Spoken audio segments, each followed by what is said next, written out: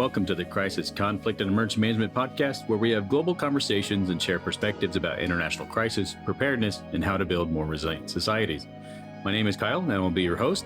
And just how vulnerable are we to the changing international environment, and what can we learn from this experience? From AI to space warfare to community development and crisis communications, there's something here for everyone.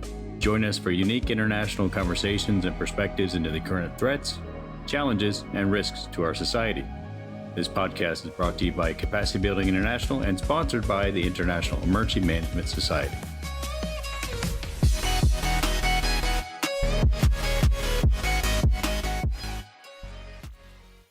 So welcome everybody to our roundtable discussion. My name is Kyle King. I'm the Managing Director of Capacity Building International. And again, welcome to our roundtable discussion on climate security and community resilience and exploring the nexus between the two.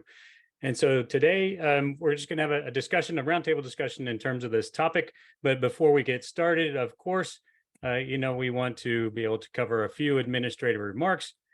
And so, of course, mute, unmute, keep yourself muted, of course, if you're going to be joining us or you're going to be a panelist. And then this webinar is going to be recorded, so you'll be able to watch it later on. And the link will be shared with you after the event has concluded. And then, of course, the Q&A. That's why we have that set up here, question and answers. If you do have any questions as we go throughout the webinar for any one of the panelists, then please just go ahead and use the Q&A function. That's the best option there because we're able to also capture the questions and the written answers later on in the recording. And so if you have anything such as you can't hear or there's any technical problems or anything else like that we can help you with, you can obviously use the chat feature that's there as well. But most of the time we use the Q&A feature because we're able to see when somebody actually asks the question and it pops up and we're able to address it there. So if you have any other issues, you can drop those in the chat and we'll be monitoring those as well. So before we get started, certainly just let us know in the chat where you're coming from. We have a large audience today and we'd like to sort of figure out where everybody's coming from and to see what sort of nations are represented here. So if you just want to go ahead and let us know in the chat where you're coming from, that would be great as well.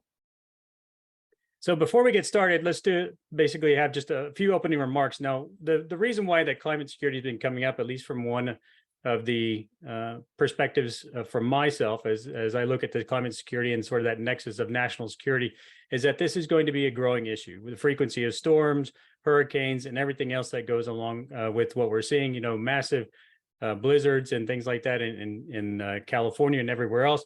This is really something that we're starting to see that's changing okay, thanks for that on the chat. This is something that we're starting to really see in terms of changing our environmental dynamics, the climate that we live in. And as it comes into emergency management, it comes into crisis management, we look at this in terms of the fact that, this is going to be a resource constraint. It's going to change the way we operate. It's going to change that we build communities. It's going to change our overall frame of reference for threats, risks, and hazards over time.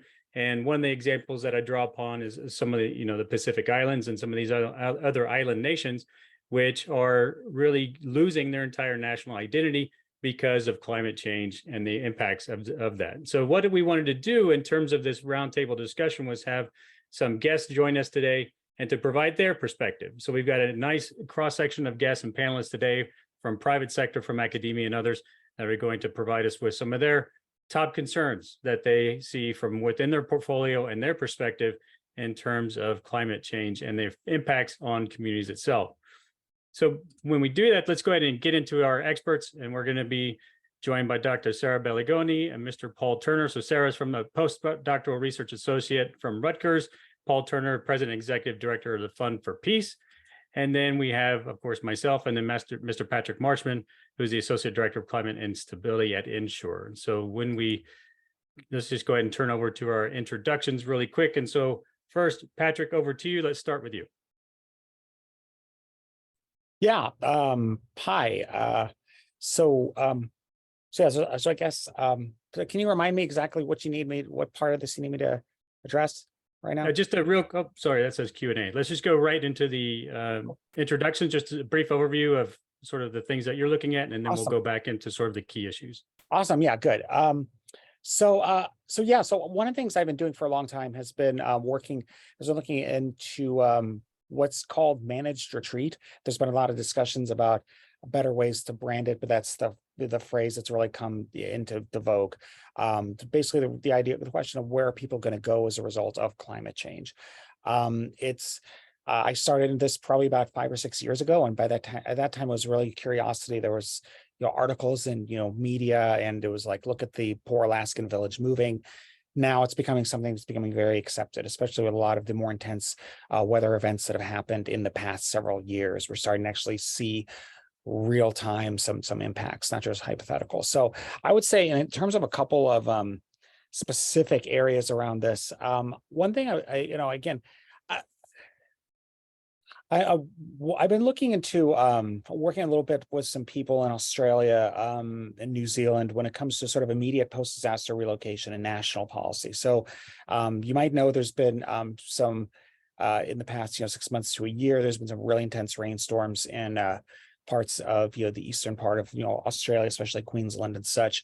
The town of Lismore, which has been really hammered repeatedly several times. And there's, people are, in a way, I would say Australia and lesser extent also New Zealand and such are very much ahead of some other places. They are thinking right now, we got to start moving people. You may not even explicitly use the words climate change, although it's more acceptable there than other places. But they're doing this. They're looking at this because this is a pattern. And, there's eventually, when you have 3 floods in 3 years, it gets almost unsustainable. So, I'm working with some people to kind of work some strategies with that. Also, New Zealand has manager treaty as a part of the National Climate Adaptation Strategy. So we started to make a few, contacts there as well to see what we can do there. The other thing I've been thinking of a lot is economic realignments. Now, it's not just sort of the movement of people themselves, and this is more within the US, but it's thinking in terms of, what the movements of people are going to do in terms of changing maybe the demographics, places of more and less population, in terms of, influence, you almost say economic influence. So say just a really simple example from Miami to Orlando. When people are moving a little bit inland, even within the same state, that can cause just, different concentrations of, industry, for finance, for lots of things, for infrastructure, especially. And that's going to make a real difference in terms of even down to the retail side, who's going to want to site there. So I think this is something that's really kind of at a beginning stage, but it's going to become very, very important. I know the Urban Land Institute is thinking about this pretty hard these days. What is that going to actually mean for the places people are going to move? And they may not necessarily move to the Great Lakes. They might move, again, somewhere slightly from, say, Houston to Dallas, but it's still going to make a massive, massive impact eventually, and also make an impact, frankly, on political, frankly, on politics and a lot of things. And one other thing, a little sub area of that is ports. Now, ports are really interesting in that you kind of have to have a port be on a body of water. That's what they need to do. You need to put a boat in the water. So they are among the most vulnerable areas. Airports to a lesser degree as well, because a lot of airports are built on swampy land, cheap land a long time ago. Langley Air Force Base in Hampton, Virginia is a great example. I grew up next to it. It was really low. You can look at National Airport at Washington, D.C. You can see it. A lot of places can see this. So what are they going to do? That's a question that's going to have to be faced. I know that there's been some thinking about Norfolk, sort of the Norfolk Naval Base, largest naval base in the world, I think, which again, prime example. And this is going to be something, it's not going to really end as in it's going to rise a foot and then stop. Sea level rise, my personal bet is probably maybe around 9 to 10 feet by 2100. And it's not going to be really steady either. It will start accelerating as time goes on. So how do you really build the infrastructure that's needed for, security, for economics, for lots of things? How do you frankly move a port? The other thing I just want to mention quickly is I've done a little bit of work in the area of sort of resilience and supply chains. Supply chains were a big deal, during COVID, the end of COVID, and now they're people have forgotten a little bit about them. I don't think they should, because I think things, especially like the food, how we get the food that we eat, how we get power transmission from place to place, as extreme events, just rain bombs, atmospheric rivers just sort of opening up as they've done in California recently, lots of these things kind of become more and more frequent. It's going to become more and more important to solidify the things that kind of make modern life possible. I think, especially in terms of energy, that you can look in terms of maybe more microgrids. I think maybe even more regional grids, regional ways to make the grid system resilient. Because again, if you're just assuming you're going to have, free and easy power, from a dam 200 miles away, that may be a bad assumption going forward. And so I think that's going to be something that, it's going to be really, kind of is on my radar, so to speak. So thank you. Thanks, Patrick. Appreciate that sort of quick overview there. So Paul, just a quick introduction over to you, and then maybe we'll go ahead and just say some of the top issues that you're looking at these days. Sure. Thanks, Kyle. Thanks to Capacity Building International and everybody who's taken some time out of your schedule to join us today. My name is Paul Turner. I work as the president and executive director at the Fund for Peace. We're a small NGO that's based in Washington, D.C. that tries to merge research and practice in order to advance issues of peace, and obviously resilience is a key component of that. One of the things that we've done in the last little bit is to do some research for the U.S. Institute of Peace on climate security in sub-Saharan Africa. And then we've also looked at the broader resilience challenge with some funding from the McGovern Foundation, and have recently released an index called the State Resilience Index. It has a few pillars I'll run through really quickly, and then kind of touch on kind of what I see as being three key challenges moving forward.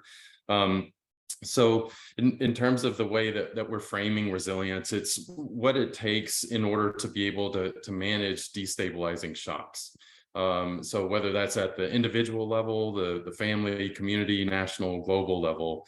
Globally, we see shocks hitting at the case historically at least every 10 years. When you start looking at the country level, it tends to be a lot more frequent than that in some countries, and others kind of looking at really being swept up into some of those global trends.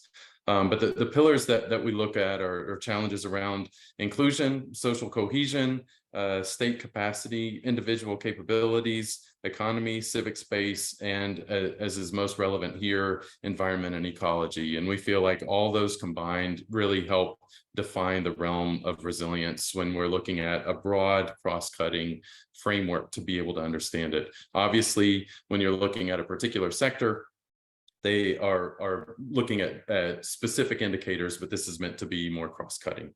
And in terms of the three issues that I think that are really significant and confronting us that we're learning about in some of our work, one, I think Patrick's already touched on, and that's the challenges of migration.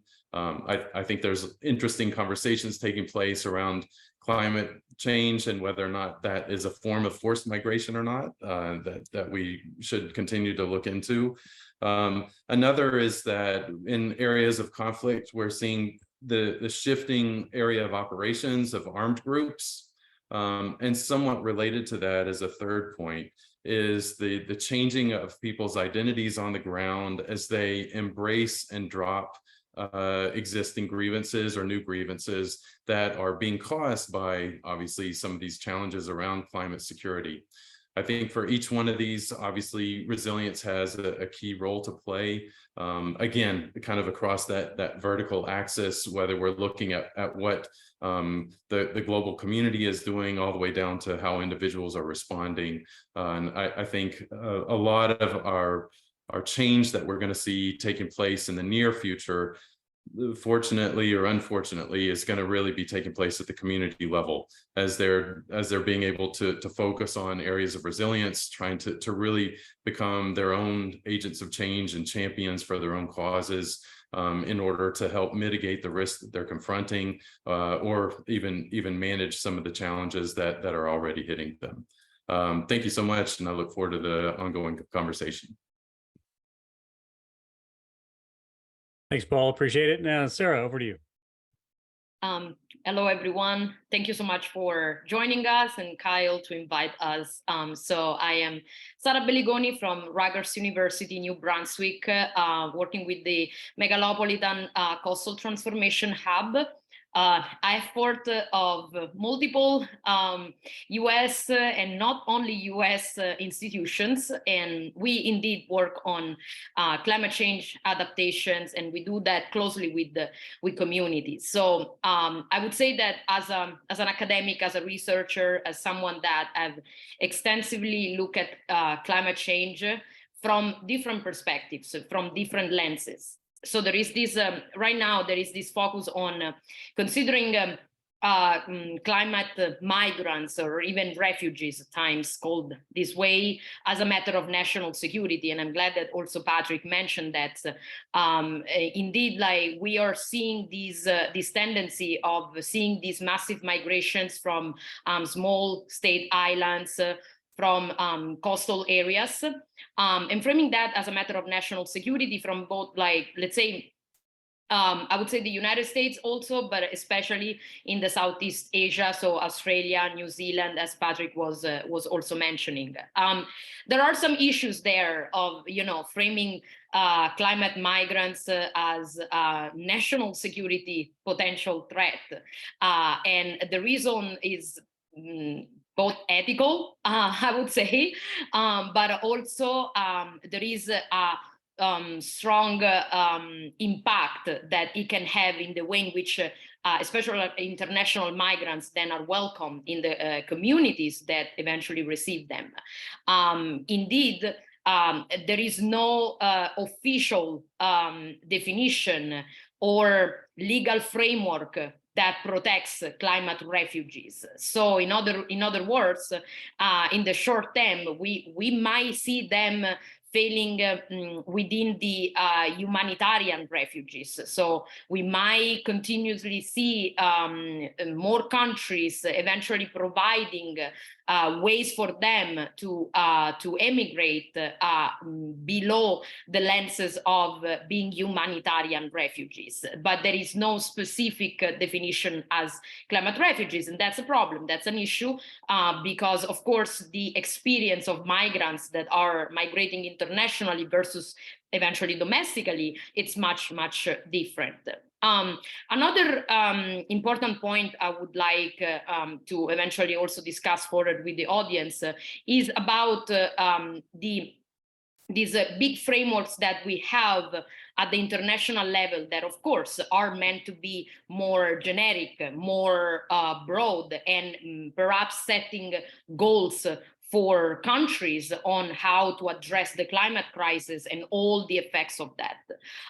The United Nations are doing a lot in that regards, and member states are supported in order to move towards achieving those goals. But as I always say, the regulations are good when they are international, but we need implementation and operational at the local level, because the impact that the climate crisis can have on communities in different countries or even different regions and areas within the same country are dramatically different. So when here at Rutgers, we look at the households, drivers and motivations towards migration, looking at the case of communities in New Jersey. Of course, we are looking more at communities that are affected by sea level rise. So we look at whether are there incentives for them to become more resilient to sea level rise. So are there any adaptation measures and incentives to make them a reality for them that are being promoted or not?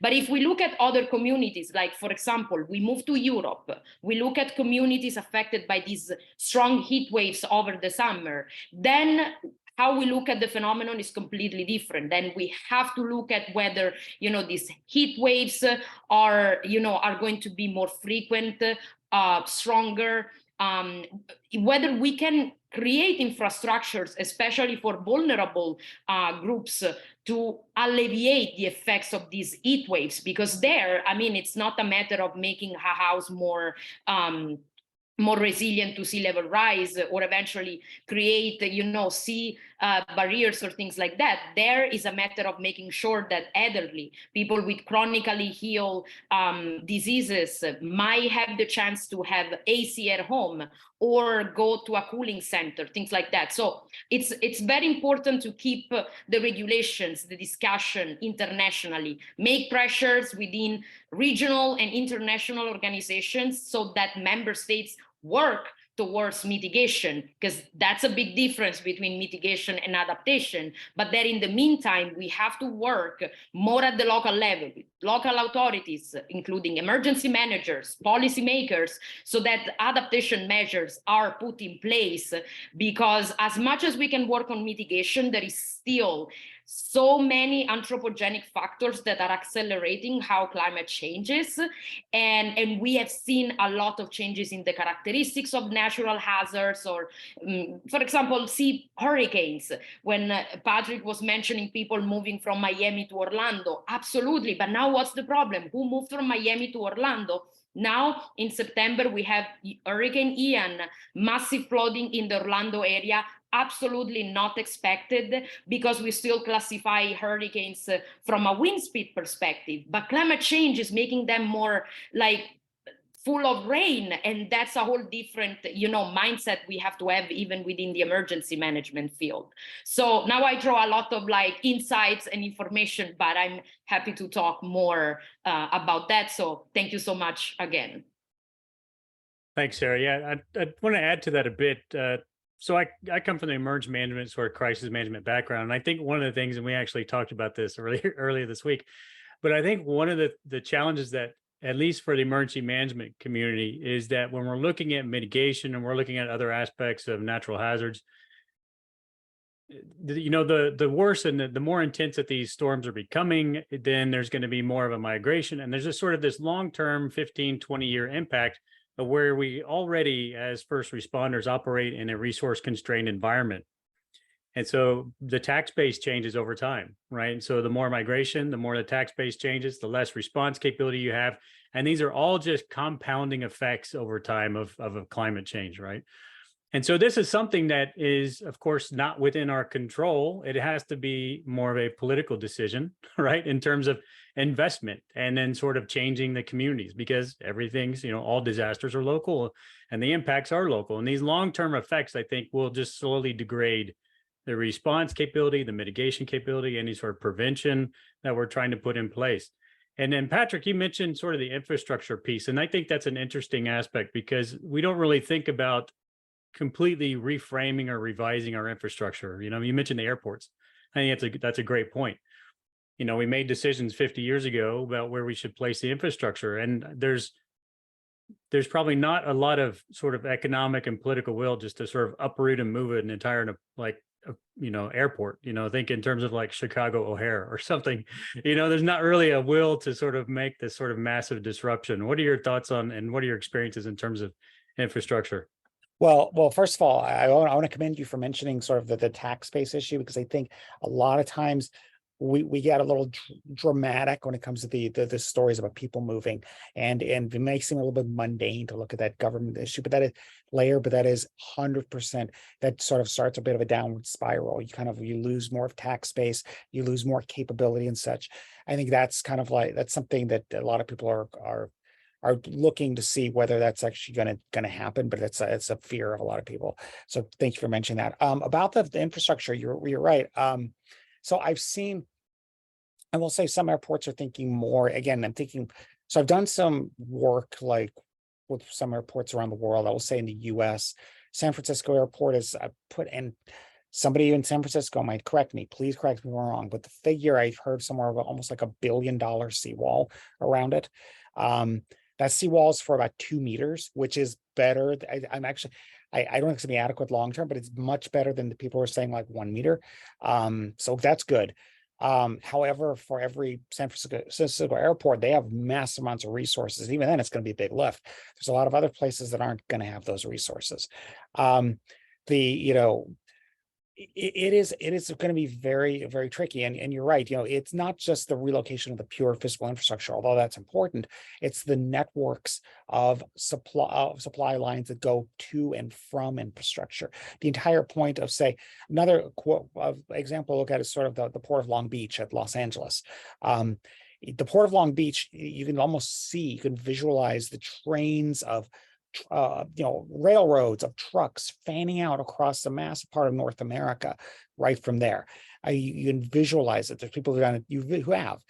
When you question, okay, well, what's the long-term sustainability of that? Even if you had to, say, move 20% of the cargo that goes there somewhere else, that's going to be a 20% shift. I mean, some places will benefit, some places won't, but it's going to be a huge thing that, again, will have implications economically, socially, and yes, security wise. I mean, we set up our security industries based on a lot of these things.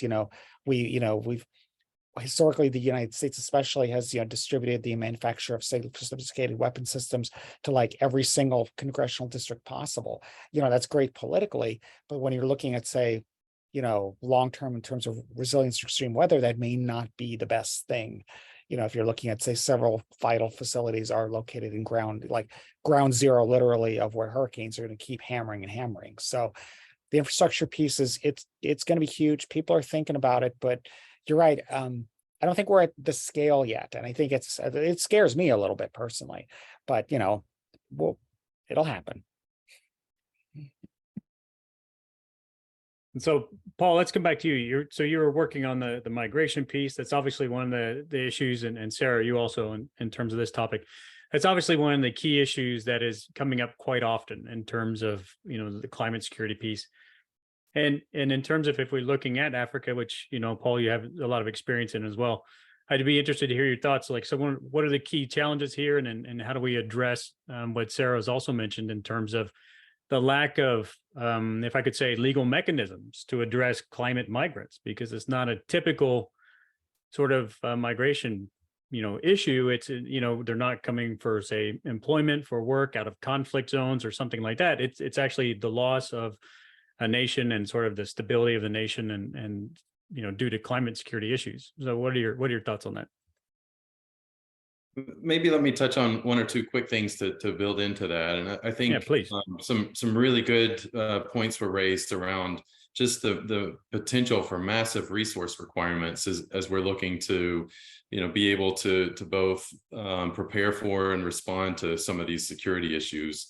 I do think that there's a really interesting way that we might be able to start looking at how to mitigate some of the challenges, and that is, if we look at a country like Bangladesh and the communities that are there that are regularly hit during monsoon season, it is obviously disruptive to them, but they have over time, built that into their lifestyle and livelihoods, to where they expect to essentially kind of retreat from their home and then return based on their ability to access that. I don't know that many of us would welcome such a radical shift in our lifestyles and livelihoods, but there are obviously some resource requirements there. But Bangladesh certainly isn't talking about building billions of dollars of seawalls across kind of its low-lying lands. And there may be something there that is just in terms of how we look at our individual and community fabric. What is it that can help make us to be more flexible, so we're bending and not breaking when those floods hit, or when the monsoons hit, or the hurricanes, or extreme weather events.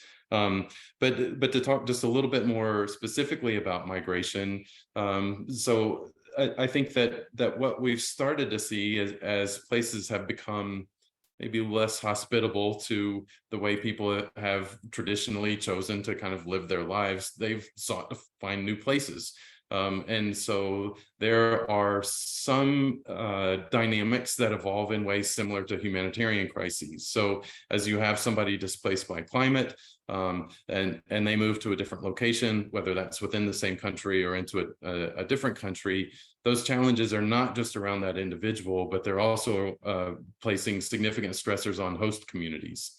And so sometimes and so far, at least from a lot of the exposure and research that I've done, we see a lot of integration of climate refugees or migrants, which is a little bit different than we might see of those that are fleeing humanitarian crises. And so that does make things often a little bit easier to deal with, but in terms of there being major stresses between communities, but it also makes it more challenging to be able to identify the people that need the support and services in order to help them not just integrate in terms of finding a place to live, but to kind of find their footing and then be able to move forward in creating a life for themselves and becoming kind of productive and included parts of their communities. So I think that there's some real issues there around migration that are just looking at the individuals, how those families are moving around, the choices that are forcing them to recognize that they don't see a viable future in where they have been living, and trying to identify places that might be, plan B. Those legal networks or frameworks, I think, are going to be really stressed as we move forward, in part, not just due to climate change, but due to global trends that we see now that are really polarizing the view of migration as being something that's negative. At times in the past, that's been something that's been welcomed by many countries because it's seen as a part of the economic engine and really seen as an opportunity for growth and expansion. But due to increasing perspectives of nationalism that we see taking place across multiple continents, I think that there are going to be real challenges that climate migrants are facing. And we see that starting to appear a little bit, but I anticipate probably within the next decade that we'll see them kind of identified and targeted, unfortunately, both by politicians and by communities that feel like they're losing resources as opposed to gaining the resources and the human capital that they might bring forward.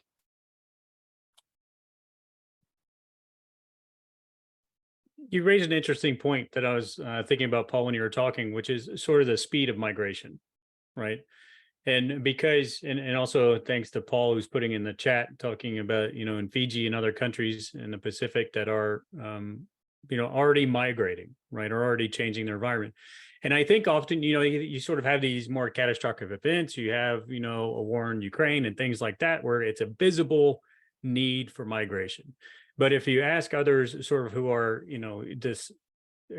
somebody's environment in a country is changing over time, slowly over time, causing a slow migration, just this drip effect, it's not as visible, and I think that also starts to cause issues with the migration system itself and the legal structures we have, because that's a slow migration and not sort of a, as you mentioned, like a humanitarian crisis all at one point where it's covered by the news, where we know there's an issue that needs to be addressed.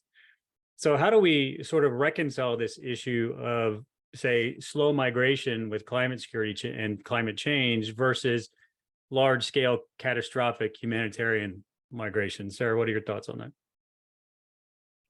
Well, I mean, the problem is that we are, like in both cases, talking about individuals, and unfortunately, as we know, there is a lot of attention given to the catastrophic events, and on top of that, catastrophic events occurring in certain areas. So the problem is that there is a lot of overlook towards the slow migrations, the migration from certain countries to other, and also when there is a combination of reasons for migrations. So oftentimes we might see migrants motivated by climate-related motivations, but also other underlying motivations that are also at the basis of that.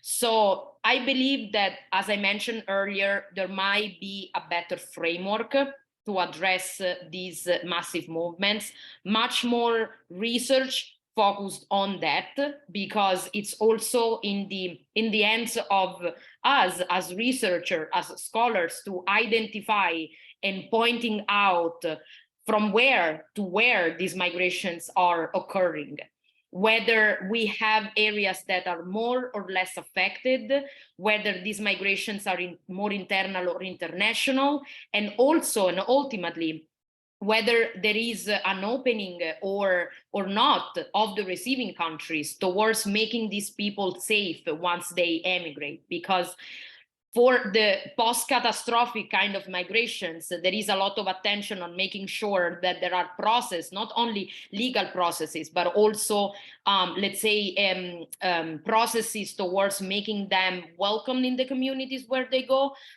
because you expect them to arrive. You expect, like, there are projections on how many people you are eventually expect to receive.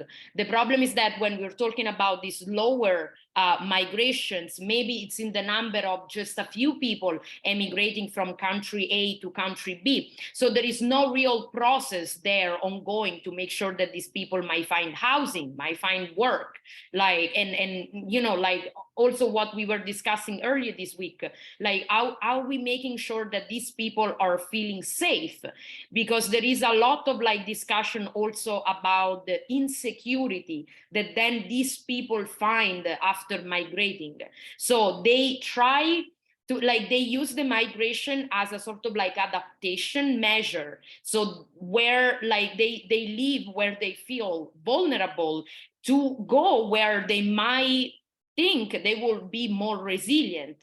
But the problem is that oftentimes what happens is that they escape like an unsafe situation to find themselves in another unsafe situation, not because maybe climate change reasons, but because maybe they don't have access to, you know, schools for kids. They don't know the language. They don't have the resources, because maybe they're lacking jobs. So I think that we have to consider a little bit more these both legal and then practical process on how we can make sure that people that are part of these low migrations are welcomed in the communities they go, which doesn't mean that it's easy to do.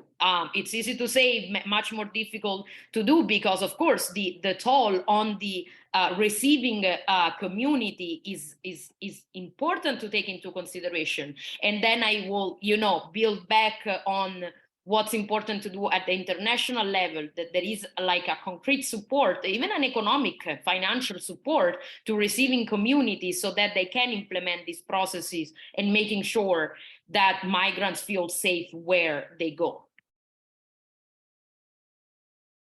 I think that's a great point about the communities, and actually we'll turn into our question, because I think that sort of directly aligns with what you're saying, Sara. So can you speak to how mass migration and displacement is influencing local and national political tensions, and how these impede communities' ability to prepare and respond to the climate impacts, which we're currently discussing now?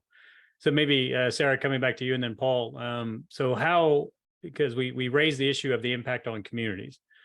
So what are some of the effects that we're seeing in terms of local and national, not only just resource allocation and sort of integration of migration or migrants, then what also about the political tensions?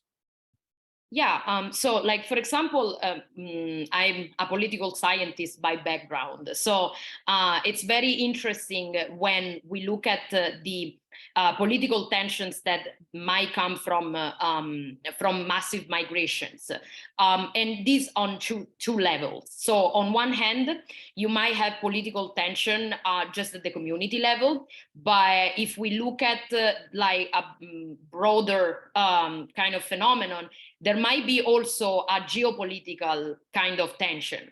So if we look at the southeast of Asia and the strategic importance of that area, then you have pretty much a great power competition ongoing over there, because you have Australia, New Zealand that are actually framing climate migrations as a matter of national security.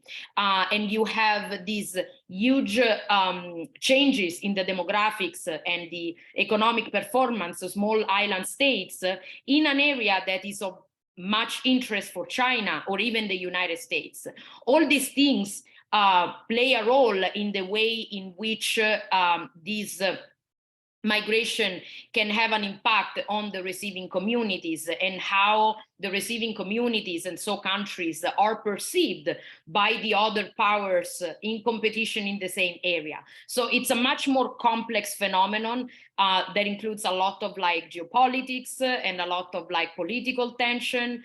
And so I would say that this is something to keep in mind. And in the long term, like if I can just look at some kind of projections, I don't exclude something happening in the Caribbean as well, like in the Southeast Asia, because even in the Caribbean, we have several small island states. Think about Lesser Antilles that are extremely exposed to climate change effects, especially sea level rise, increasing hurricanes coming from the hurricane Atlantic season, so during that season.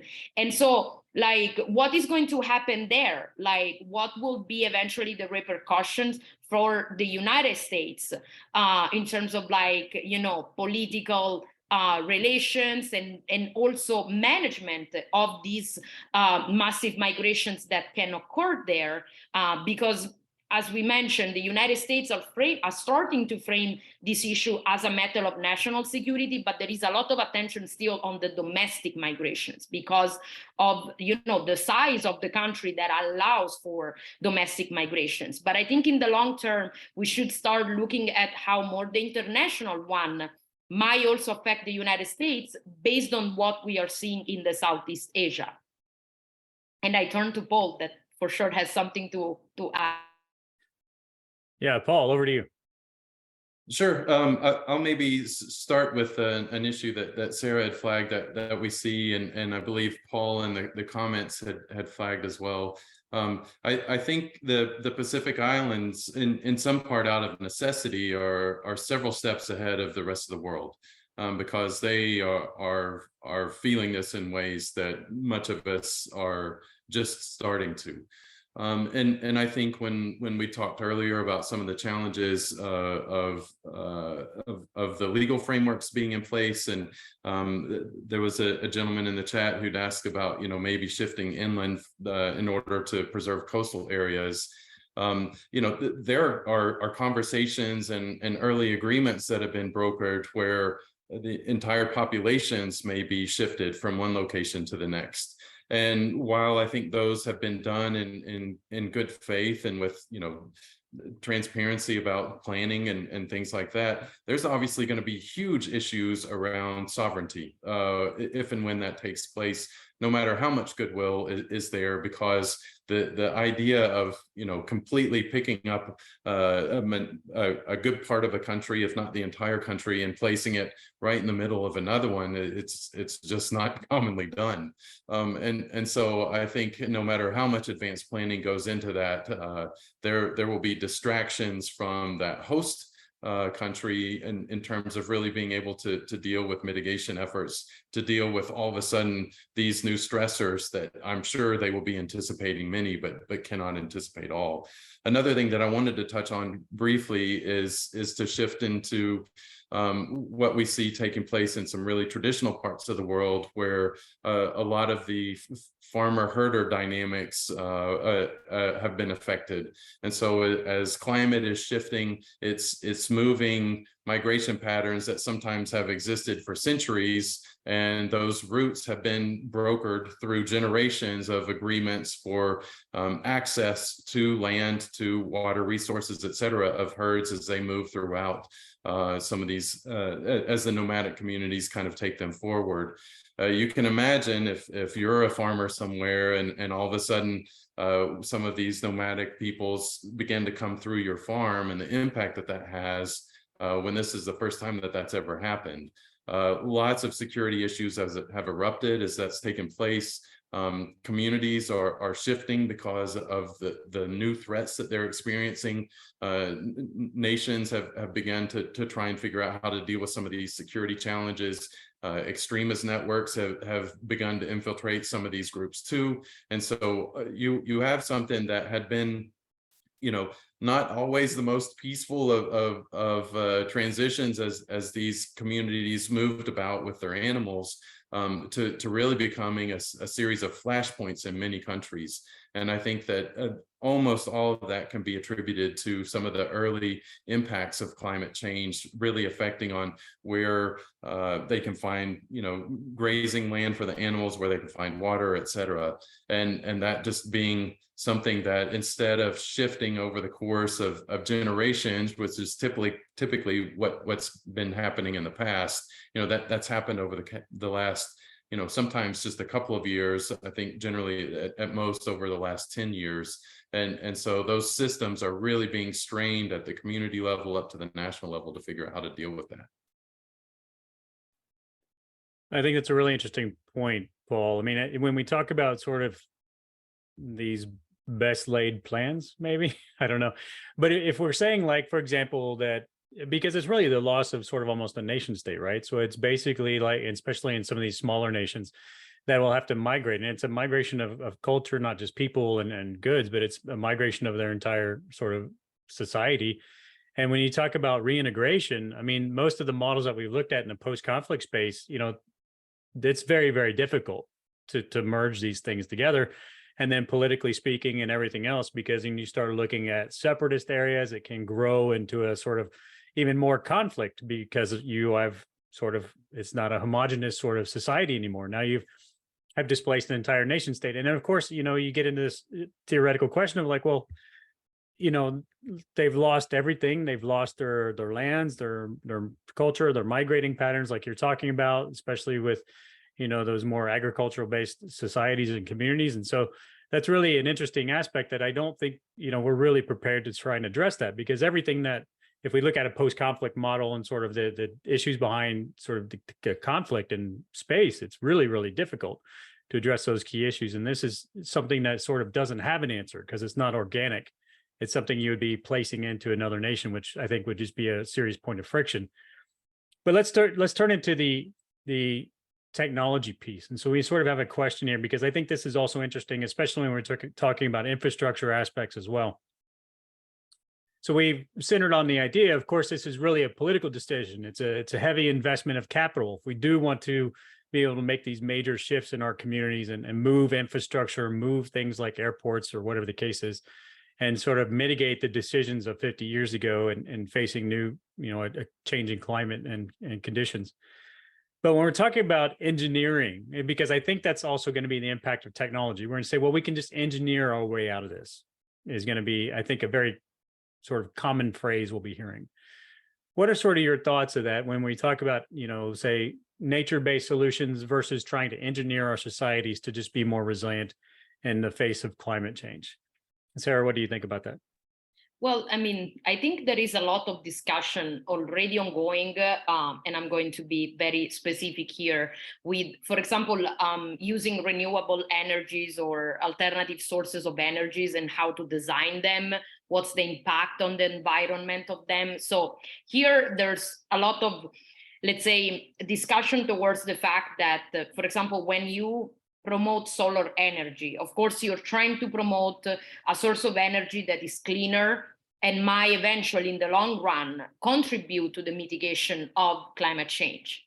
The problem is that when you have to produce a solar panel, that itself might not be sustainable. For not mentioning when you have to dispose of it after the lifespan is gone. So there is a lot of discussion across disciplines towards how we can design better, produce more in a sustainable way, and eventually dispose of solar panels so that we don't basically create more problems than the ones we are trying to solve. So that's just an example for like a bigger kind of discussion. So how we make sure that the technologies that we create and elaborate to mitigate climate change then are not a threat for the communities are meant to serve or the environment they're meant to save. And that's very similar also when it comes to offshore wind. So offshore wind can also be another example of something that is being created and elaborated in order to mitigate and mitigate the effects of climate change by using more clean energy. But at the same time, you have to consider the effects that it might have on the ecosystems, the marine ecosystems, and whether these alternative sources of energy are placed where they are needed the most. So this basically connects with the discussion of whether we should go more into like a technological versus natural kind of solution. And I think here research play a key role in evaluating the pro and cons of both. I think that at a certain extent, we might have to rely on technologies, technological advancement, but putting together the social science and the hard science, because without the evaluation on what kind of impact these technologies might really have on the environment and communities we try to help, we don't basically achieve the goal. Paul, what do you think about that? I really like the fact that Sara was talking about systems, and I think to go back and talk about some of the solar panel challenges, you know, that looks at community security all the way up to kind of geopolitical issues and challenges, because what we see taking place in some of the countries that have the minerals that are being used to produce the panels is that there is high degrees of instability through informal and formal mining structures in the communities that are affected by that. And there are, at a minimum, kind of geopolitical arm wrestling, if not things that are much more destabilizing taking place in order for some of the great powers to have access to that and to bring that into their production facilities. And so I think, again, going all the way back to one of the earlier points that was raised, you know, these supply chains have real security consequences that sometimes we discover as we're going forward in trying to implement mitigating or prevention activities that sound great on paper, but when we start to really implement them, we find some of the challenges that we might not have anticipated. I think that if we're really looking at trying to find ways that we can build resilient communities, we're going to not be able to rely solely on technology. Some of that's going to be limited by the technology itself. Some of that's going to be limited by the resources in order to be able to procure and implement the technologies. And I think, you know, we also need to be able to recognize just that we've got to be doing a lot of outside of the box thinking.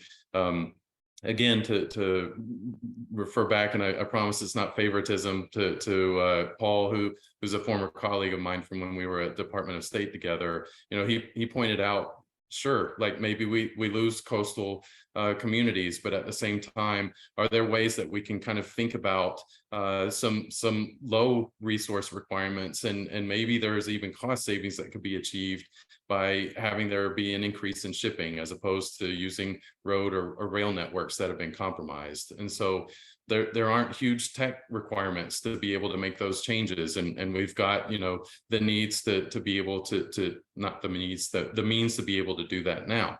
And so I think what we need to be doing is that, you know, on a community by community basis, to really look at what the resources are that are available, to be able to project out into the future as to what the risks and the threats might be, and then to be able to figure out how you can best strike that balance in order to serve the people. I think a final thought sort of on that, on the technology piece. I mean, I was in a symposium last year, and we talked about sort of course, in the framework of like military and defense security,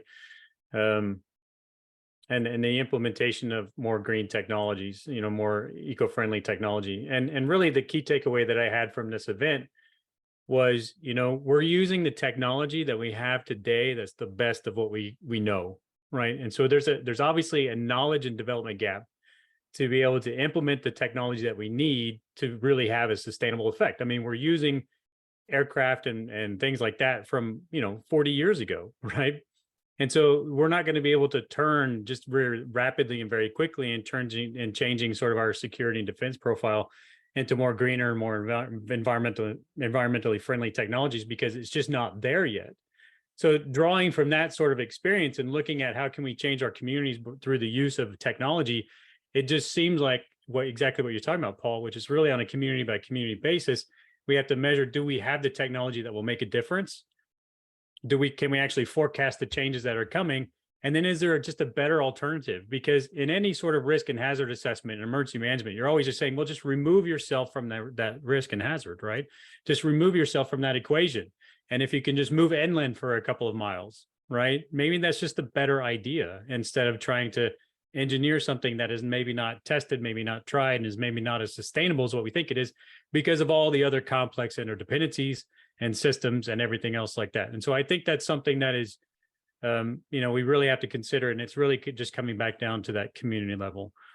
And so I think just one more, just a quick sort of closing thoughts. Sara, any quick thoughts that you might have in terms of closing, because we're reaching about to an hour here. And so I just want to capture any quick thoughts.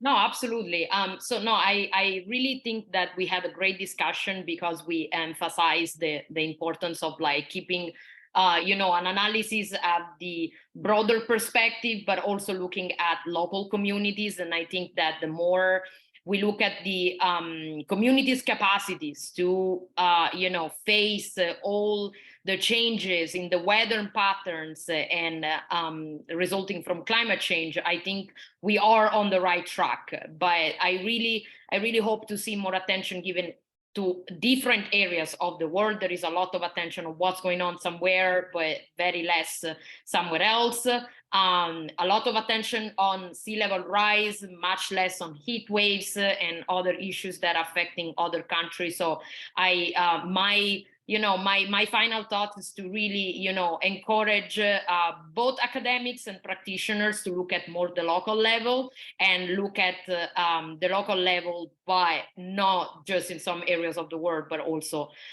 many more. So I take the opportunity to thank you so much for organizing that. That was fantastic. And if anybody wants to keep the conversation going, I'm on LinkedIn, have a website. So happy to hear from you and talk more anytime. Thank you. Thank you, Sara. Paul, over to you. Any parting thoughts? And I think that it's pretty clear, both from the questions and comments and what was shared by the other panelists, that there's massive challenges that we're facing today. I do think, to look at technology as being, a possible solution. It's appropriate and we need to be investing there. But I would also argue that we really need to be looking to understand at that local level, what is it that makes us resilient and how can we bolster, whether it's strengthening areas of strength that are already there, or looking at what it is that makes a community resilient and seeing some shortcomings there and really trying to build that up, because I think we're so oriented and focused on what are the problems and the challenges and how can we fix them, as opposed to looking at what is it that works and how can we make it work better.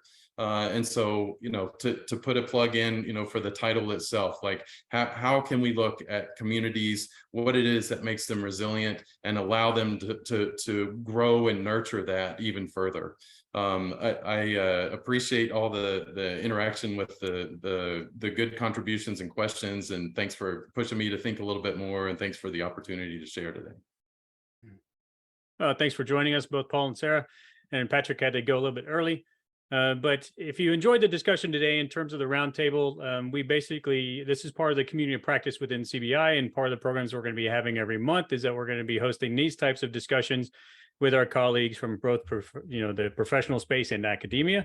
And so if you're interested in that and there's something you want us to talk about, then certainly just let me know. You can email me and, we'll certainly be in touch. But by all means, if you are in the audience still and you want to connect with Sara or Paul Turner, please do that. Continue the conversation. I think this is going to be important for a very long time, and it's going to affect all of us in one way or another. So, all right. Thank you very much, everybody. Really appreciate your time.